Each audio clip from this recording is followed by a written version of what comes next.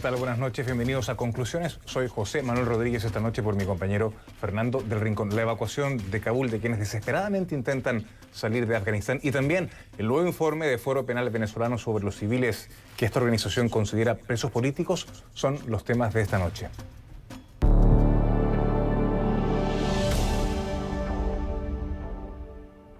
Les pido que a partir de este momento me acompañen utilizando la etiqueta #ConcluTalibán, #ConcluTalibán. Recuerden que recibo todos sus comentarios en mi cuenta en Twitter, que es @JoséManuelCNN, @JoséManuelCNN. También pueden escribirle al titular de este programa, a Fernando del Rincón, en su cuenta @SoyFDelRincón, @SoyFDelRincón. El mulá Abdul Ghani Baradar, jefe político y cofundador y número 2 del Talibán, volvió a Afganistán, según anunció este martes su portavoz del comité político. Una fuente con conocimiento de los movimientos de Baradar confirmó a CNN que efectivamente el mulá había partido de Doha, Qatar, hacia la provincia afgana de Kandahar. Este líder vuelve así a Afganistán por primera vez en 20 años.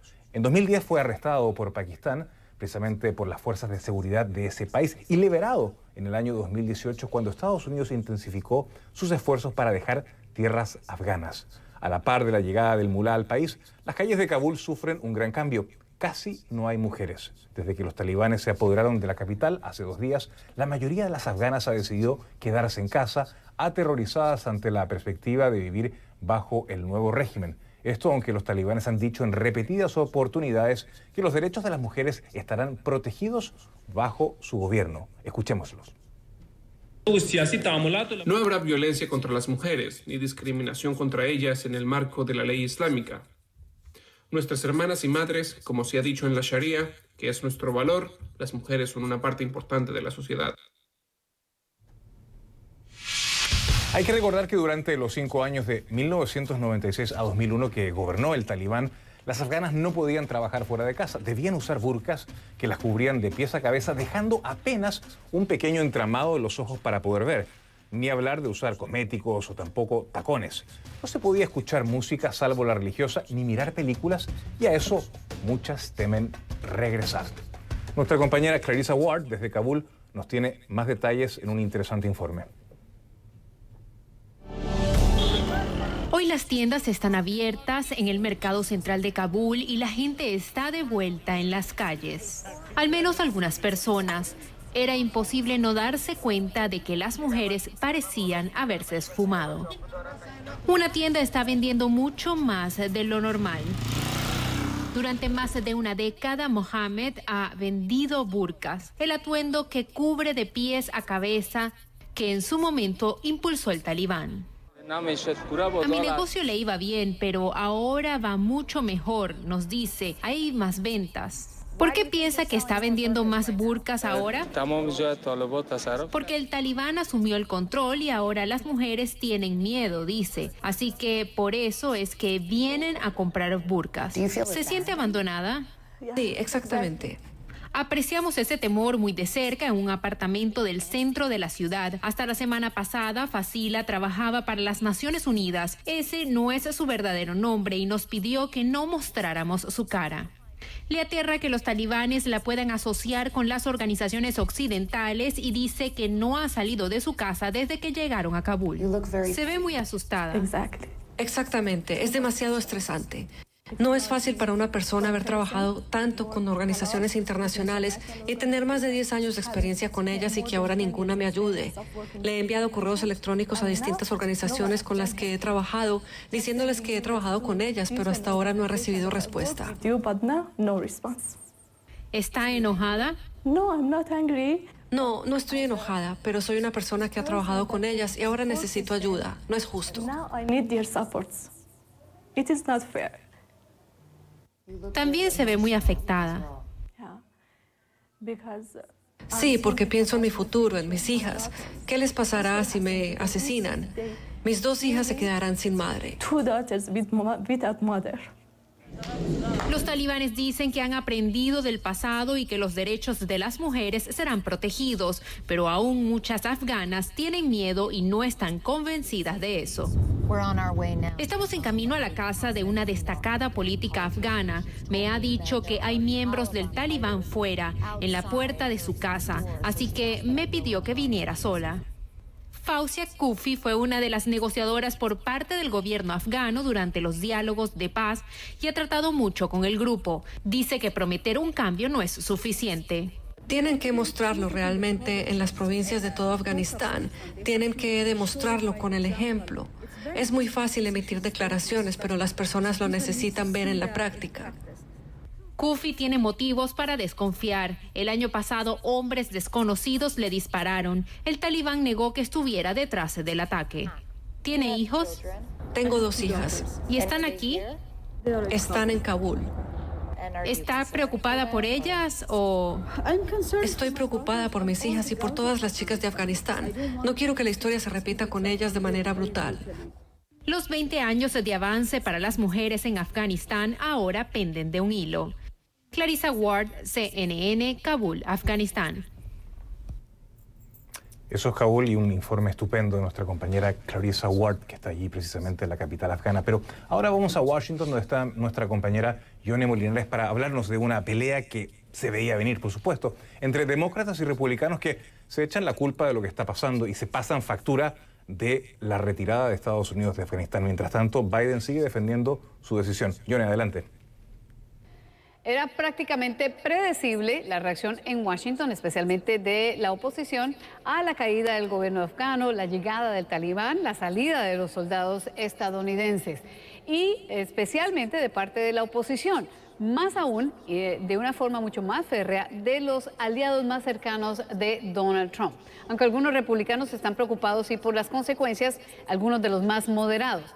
Pero los aliados de Donald Trump han sido muy críticos de Biden, acusándolo de que va a ser el responsable de próximos ataques terroristas hacia los Estados Unidos, entre otras nimiedades.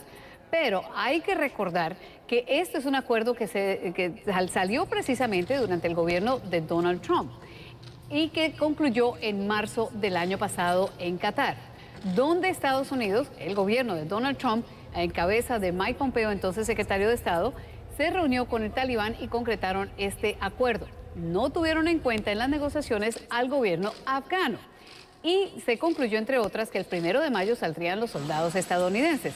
Trump se había jactado de que esto iba a ser uno de sus grandes logros y al gobierno de Biden le tocó la decisión de aceptar si debían salir todos los soldados de Afganistán el 1 de mayo.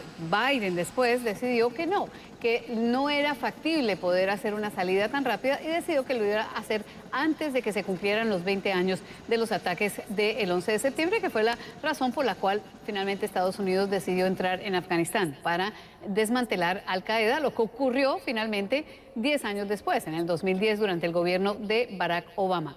Pero a estos grandes aliados del presidente Trump se les olvida que fue Trump precisamente el que hizo este acuerdo. Hoy están cambiando la situación. La gran pregunta es cómo se puede manejar de aquí en adelante. ¿Y qué hubiera pasado si Donald Trump hubiera sido el que estuviera en esta situación en este momento, donde los soldados estadounidenses están saliendo y el talibán comienza a ganar terreno de una forma tal que terminaron esencialmente los soldados afganos retirándose y entregándole todas las armas que Estados Unidos le había entregado a los afganos por muchos años? Así que la situación cambia, por supuesto, cuando se trata del presidente en turno, y en esta ocasión el presidente en turno es el demócrata. Los republicanos, el Partido Demócrata y especialmente la gran parte del partido hoy está culpando a Biden por un asunto que generó el gobierno anterior y que convenientemente han decidido borrar en cada una de las declaraciones escritas que aparecen en los últimos días. Sin embargo, eso no significa que otros estén cuestionando si Biden, como ha terminado por cambiar muchos de los acuerdos que el mismo Trump desmanteló, que si él hubiera podido hacer lo mismo. Eso está por verse. Lo que queda pendiente es cómo va a solucionar el gobierno de Biden esta situación. Biden insiste que tienen muy claro qué va a pasar, que esta es una situación que no anticipaban en el sentido de la rapidez en que se tomaron, lo del talibán se tomó todo el país, pero que sin embargo tienen todo bajo control. Veremos. Yone Molinares, CNN. Washington. En tanto, entre 5.000 y 10.000 estadounidenses todavía están cerca de Kabul, según dijo el secretario de prensa del Pentágono, John Kirby, durante una entrevista con John Berman de CNN en el programa matutino New Day. Kirby no se mostró preocupado, ya que aseguró que estas personas pueden comenzar a trasladarse al aeropuerto para salir de Afganistán. Eso mismo decía el general Hank Taylor del Ejército de los Estados Unidos. I want to reinforce that we are focused on the present mission. Quiero reforzar que estamos enfocados en la presente misión para facilitar la evacuación segura de ciudadanos estadounidenses, inmigrantes con visas especiales y afganos en riesgo, para sacar a este personal de Afganistán lo más rápido y seguro posible. Esa misión no ha cambiado. La misión es de importancia histórica y nos obliga a ser firmes en la protección de las vidas de estadounidenses y afganas. De todo esto hablamos con mi primer invitado de la noche. Le doy la más cordial bienvenida a Luis Caldera, director de la Oficina Militar de la Casa Blanca durante el gobierno del presidente Barack Obama y también secretario del Ejército durante el gobierno de Bill Clinton. Nos acompaña en vivo desde la ciudad de Washington. Señor Caldera, buenas noches. Gracias por estar en el programa. El Ejército de los Estados Unidos siempre impecable. Donde va pone disciplina y logística. Esto hay que destacarlo. Hoy hay orden en el aeropuerto y también seguridad. La imagen del avión Boeing C-17 es realmente impactante, pero ¿cómo se va a lograr sacar a miles de personas que intentan salir y cuál? Y quizás está lo más importante de la pregunta, ¿cuál va a ser el límite? Debemos tratar de sacar a toda la gente que nos ayudó mientras estábamos ahí, porque están en peligro de sus vidas. Especialmente los que eran los trasladadores y que trabajaban directamente con las Fuerzas Armadas y las fuerzas políticas. Pero también hay muchos otros afganos que tienen miedo por sus vidas porque cooperaron con el gobierno que les estamos diciendo que les íbamos a apoyar, que debían de tratar de crear una democracia. Y no solamente los Estados Unidos, las otras embajadas de otros países también están tratando de hacer lo mismo. Puede cambiar a cualquier minuto. Si, por ejemplo, empiezan a echarle bombas al aeropuerto, se van a tener que terminar los vuelos. Pero en este tiempo tiene razón por cual portarse el gobierno talibano, porque ellos tienen el intento de darle una cara al mundo que dice que han cambiado, pues vamos a ver a qué nivel, y también para tratar de atraer apoyo fisco de todo el mundo para tratar de desarrollar el país. Si quieren ese apoyo de los Estados Unidos, de otros países, entonces tienen que portarse diferente y tienen que permitir que sigan estos vuelos. Claro, ahora los talibanes han dicho que habrá ley de amnistía, que se respetarán a las mujeres, ya que están hablando con líderes políticos actuales para la conformación de un nuevo gobierno en el país. Y si nos remitimos a la historia, la violencia y el terror siempre fueron sus armas, siempre fueron los métodos que el talibán utilizó. Y estas declaraciones tan mesuradas, de alguna manera también parecen poco creíbles. Entonces, un poco usted lo esbozaba en su respuesta. ¿Qué podemos esperar de ellos en esta versión tan moderada y en estas declaraciones de buenas intenciones que a todos los líderes mundiales le parecen estupendas? Pues claramente ha cambiado la historia, porque mucho ha ocurrido en esos 20 años. Tenemos, por ejemplo, todo el uso del Internet, de las redes, de la habilidad de mandar mensajes y películas de lo que están haciendo si empiezan a hacer tragedias. Eso no existía antes en la manera que existe hoy. Y la gente de Afganistán, antes de que primeramente tomaron fuerza los Taliban, la primera vez que fueron el gobierno, Afganistán era un país donde las mujeres podían trabajar, podían tener educación. Eso cambió y sobre 20 años ahora han tenido esas oportunidades otra vez.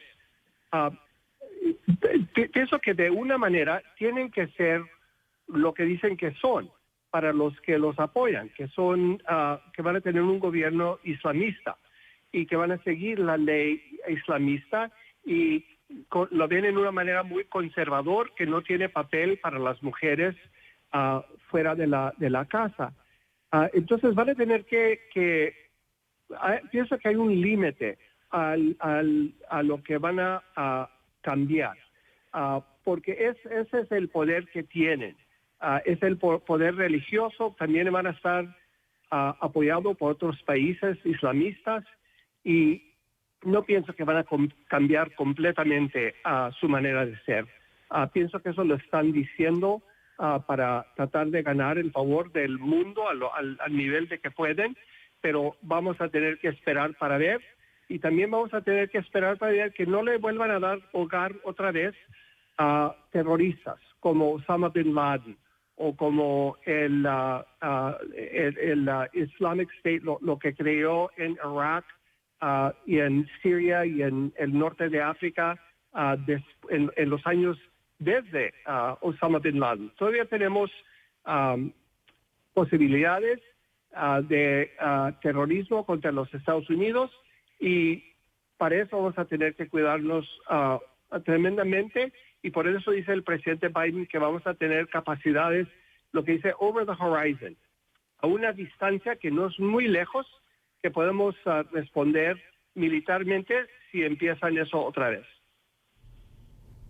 Claro, ¿cuán factible es eso? Esa era una de mis preguntas y quizá yo creo que es lo más importante, porque básicamente uno puede discutir o no con argumentos, es una larga discusión y debatir respecto a la conveniencia de la decisión del presidente de, digamos, de ordenar el retiro de las tropas. Sin embargo, las tropas estaban allá por una razón, para prevenir precisamente cualquier tipo de atentado terrorista y no para hacer de esto una nación pluralista, democrática, etcétera. Los afganos son los dueños de decidir su propio destino, pero evidentemente que también la presencia de los Estados Unidos había, digamos, impulsado la pluralidad religiosa, había traído, digamos, la mayor pluralidad a las grandes ciudades, digámoslo, y eso hay que estar claro. Pero el punto es que Estados Unidos garantizaba precisamente eso. Ahora, la pregunta es cuán plausible es que el talibán en el poder se ensañe con objetivos europeos y estadounidenses. El país de Afganistán no es como un país como los entendemos, que tiene un gobierno fuerte central, sino hay muchos que tienen poder en diferentes regiones del Estado.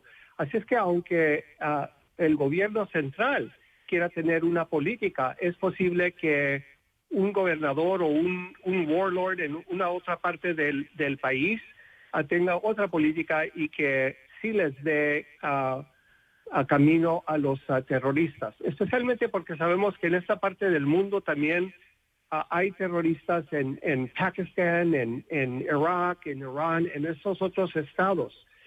Entonces, y es difícil tener inteligencia porque no vamos a tener la misma presencia ahí directamente observando lo que está ocurriendo, y también no vamos a tener la misma gente ayudándonos a conocer y entender lo que está ocurriendo. Sin embargo, tenemos que hacer lo mejor que podemos en la misma manera que lo hacemos en otros países donde no tenemos mucha presencia, para tratar de entender lo que está ocurriendo y si hay amenazas contra los Estados Unidos. Ahora Estados Unidos en su día fue aliado de los talibanes, así como en su día fue aliado de Saddam Hussein. ¿No sería prudente, antes de condenar todavía a la administración Biden, esperar un poco más para ver si la decisión fue en la práctica correcta? Pienso que el presidente Biden, que sí era importante tomar esta decisión, y él tomó la responsabilidad por hacerlo, aunque otros presidentes habían prometido que ellos lo iban a hacer. Él actualmente mucho de ese planeamiento de haber empezado con el presidente Trump. Él dijo que iba a salir para el 1 de mayo de este año pasado, el primero pasado. Entonces se entiende que debía haber dicho mucho planeando desde antes de que empezara Biden a ser presidente. Sin embargo, él tomó la decisión y se puede entender que cuando entendieron el pueblo afgano que los Estados Unidos no iba a seguir siendo ahí para apoyarlos, que ellos hicieron lo que ellos sentían que necesitaban hacer para protegerse a sí mismos. Es decir, no pelear porque no tenían capacidad de ganar, sino renunciar. Y ocurrió mucho más rápido que se esperaba, pero era inevitable que eso iba a ocurrir. Lo que está diciendo el presidente Biden es que ahora los terroristas no solamente salen de esta parte del mundo, tenemos que estar usados en otras partes del mundo, y también que los intereses de los Estados Unidos ahora y en el futuro va a ser más que ver con el asiático, con China y lo que intenta China no nada más en China, en su parte del mundo, pero también en África, en otras partes del mundo, y de Rusia, y que tenemos que hacer la inversión y prepararnos para los conflictos del futuro, no del pasado. Señor Luis Caldera, director de la Oficina Militar de la Casa Blanca durante el gobierno de Barack Obama, gracias por estar esta noche en Conclusiones. Buenas noches. Gracias a usted. Ya regresamos con, aumenta a 1.941 la cifra de muertos que dejó el terremoto que azotó Haití este sábado. Reportaje especial desde Les Cayes, Haití, con nuestro enviado especial, Gustavo Valdés.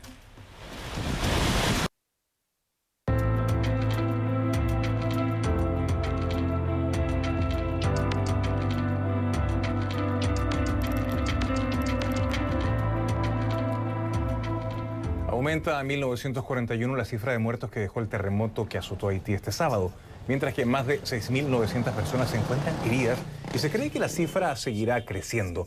Por su parte, el Fondo de las Naciones Unidas para la Infancia, UNICEF, contabiliza alrededor de 1.200.000 personas afectadas por el terremoto, incluidos 540.000 niños. En medio de la catástrofe, Haití también es víctima de otro desastre natural por las fuertes lluvias de la tormenta tropical Grace, que han causado deslizamientos de tierra que bloquearon carreteras. La UNICEF también dijo que la tormenta está interrumpiendo aún más el acceso al agua, refugio y otros servicios básicos. Y alertó que es probable que las inundaciones y también los deslizamientos empeoren la situación de muchísimas familias. Nuestro compañero Gustavo Valdés está en Les Cayes, Haití, con más información sobre lo que allí está sucediendo. Llegamos a Les Cayes y esto es lo que nos hemos encontrado. La mayoría de las casas están de pie. Pueden ver en este vecindario cerca del centro de la ciudad hay muchas estructuras de pie, pero justo al lado están las casas caídas, el tendido eléctrico, obviamente, algunas de las pertenencias. Y lo que estamos viendo también, parte quizá del problema, es que la construcción está hecha con lo que parece ser coral petrificado. Entonces, esto es parte, en lugar de utilizar bloques, ladrillo, están usando esto y pueden ver que es parte de lo que era la pared que está derrumbada. Esta es la parte interior de la casa y pueden ver, es totalmente, en muchos terremotos, en otros desastres que cubrimos, eso es lo que se ve, los pedazos completos de las estructuras medio caídas, pero aquí se puede ver la debilidad de la construcción, la mezcla del concreto con muchas piedras y nuevamente el coral, el material que se desmorona fácilmente. Es casi como estar quitando la arena. Parece que hay conchas hasta de mar ahí. Este es el tipo de construcción que estamos encontrando y pueden ver incluso en esta otra casa al lado que es concreto, que es de bloque, hubo daños. Esta parte de la ciudad parece ser una zona bastante poblada, pero no vemos una gran cantidad de personas. Estamos viendo que quizá muchos se han tratado de buscar albergues en otras partes. La gente no quiere quedarse en sus estructuras por las obvias razones. Primero, de que pudiera haber otra réplica que hasta ahora no hemos sentido o se han reportado desde el sábado, pero que pudiera ser un problema. Y además, el problema de la tormenta, que como pueden ver causó algo de inundaciones. No hemos visto inundaciones severas, pero pueden ver que parece que son varias casas. Pueden ver la destrucción y el peligro. Hace unos minutos vimos cómo una señora estuvo tratando de sacar sus cosas y los vecinos. Señora, ¿habla español? Yo tengo una casa también, se desbaratado. ¿Dónde vive usted, señora? ¿Cómo se llama? Mirera. Mirera. ¿Dónde vive? El de calle, ¿cómo dice? Para allá, vive para allá. ¿Se le cayó la casa? A la casa de mío. ¿Qué sintió el del terremoto? Muerto. ¿Cuántos? 1, 2. 2 muertos. 2 muertos en su casa, familiares suyos. Sí. ¿Y dónde están? se te cayó. ¿Están ahí todavía? Sí. ¿No los han sacado? No se sacando. ¿Usted dónde está viviendo? Para calle. ¿En la calle? Ajá. ¿Cómo estuvo la tormenta anoche? Se durmiendo con un poquito. Ahora no puede durmiendo porque mucho agua está comiendo, tú sabes. Ajá. ¿Ayuda han tenido? Sí. ¿Qué les están dando de ayuda? Nada. Nada. Nada. Nada. Ahora yo digo nada. Vine a caminar, a hablar con la gente, nada. Nada, nadie ha venido a ver cómo están. No, cómo está pasando, nada. Se habla con nadie. ¿Qué va a hacer? Yo no sé, caminar. No tengo la casa para comer, nadie, no agua, no, nada.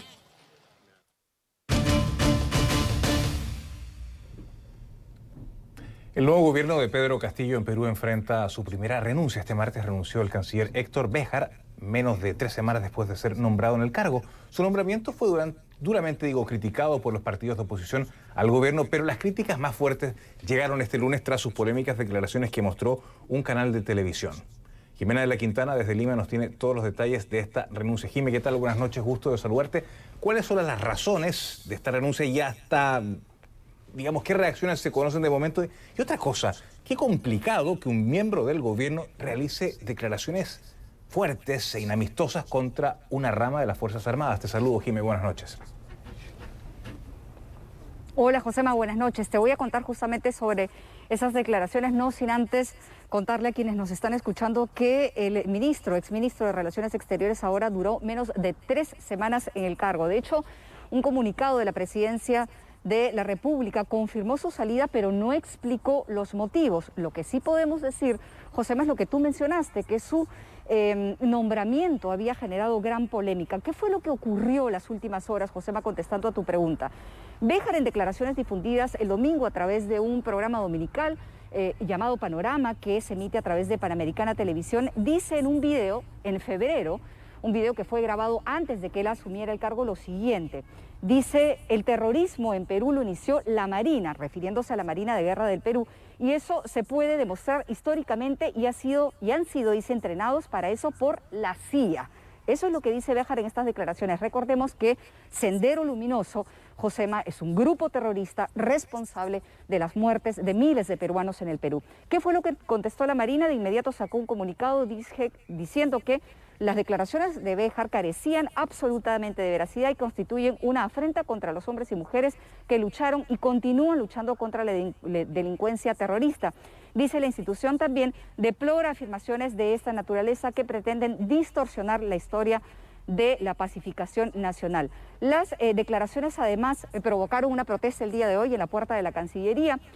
El ex canciller no se pronunció personalmente, pero sí lo hizo la Cancillería a través de un comunicado donde dijo que estas declaraciones se hicieron, como yo te había contado, cuando él no ocupaba ningún cargo público y que vienen siendo manipuladas, dijo la Cancillería, editadas, recortadas y sacadas de contexto con el propósito de desacreditarlo y obtener la censura del Congreso, del ministro a través del Congreso. ¿Por qué menciona el Congreso? Porque ya el Congreso, Josema, había llamado o planteado una interpelación a este ministro por declaraciones que había hecho ya en el pasado. No me estoy refiriendo a esta, sino a otra que había hecho en el pasado, y por el anuncio que había hecho Vladimir Cerrón, el presidente de Perú Posible, el partido de gobierno, sobre la posibilidad de que Perú saliera del Grupo de Lima, algo que no ha sido confirmado por algún funcionario del gobierno. Cerrón no es funcionario del gobierno.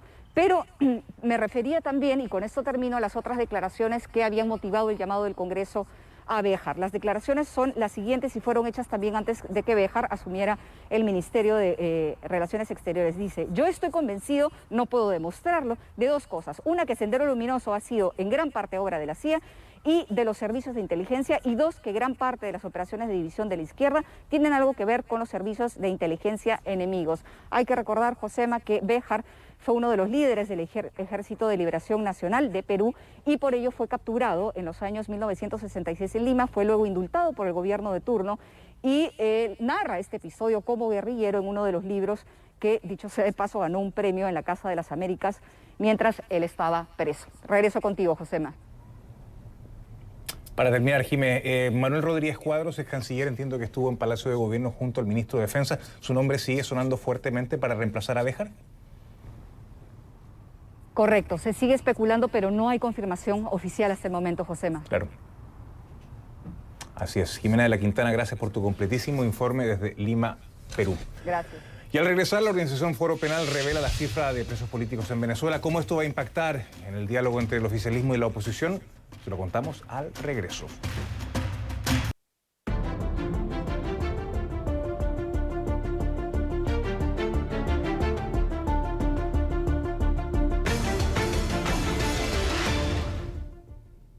Les pido que a partir de este momento me acompañen utilizando la etiqueta numeral conclu Venezuela, numeral conclu Venezuela. Recuerden que recibo todos sus comentarios a mi cuenta en Twitter, que es @JosemanuelCNN. También pueden escribirle al titular de este programa, que es Fernando del Rincón, en su cuenta, @soyfdelrincón. En medio de la negociación entre el cuestionado gobierno de Venezuela y la oposición, recordamos que en mayo pasado la organización venezolana Foro Penal pedía no seguir utilizando los presos políticos como fichas de negociación. Afirmaba que esto solo provoca un efecto de puerta giratoria, en la que unos son liberados y otros entran a prisión, lo que ocasiona que se les siga encarcelando para utilizarlos por las partes.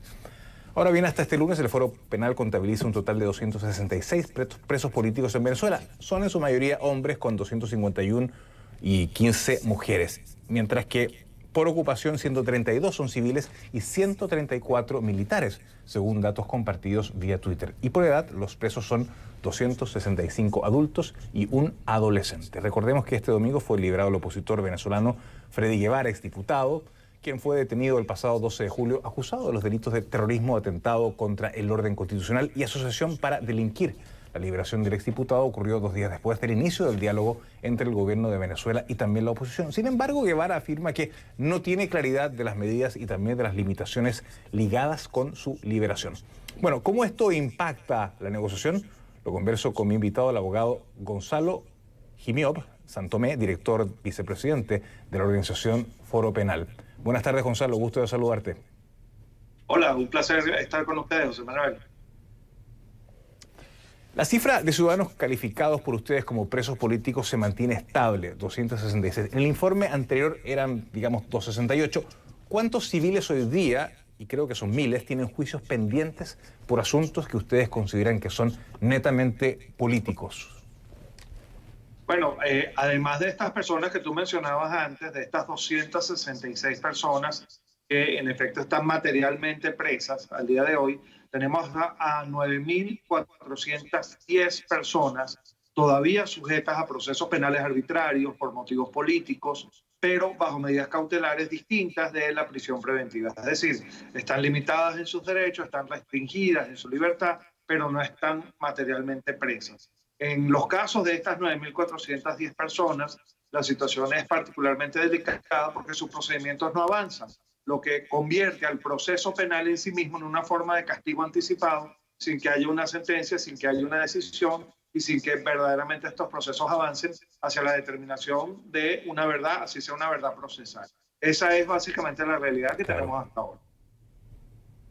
Exacto, o sea, hay una prisión preventiva o hay restricciones de cualquier tipo y evidentemente estas personas todavía no se define si son culpables, inocentes, y el día de mañana se puede definir que son inocentes, pero pasaron, digamos, mucho tiempo bajo el yugo de estar bajo estas restricciones, ya sea prisión domiciliaria o, digamos, tener otras restricciones como salida del país, etcétera, etcétera. Ahora ustedes piden que se evite usar a los llamados presos políticos como pieza de negociación. Y uno se pregunta si es que en la agenda de una negociación no debería estar precisamente el restablecimiento de los derechos políticos y la liberación de los ciudadanos a quienes ustedes califican como presos políticos, Gonzalo.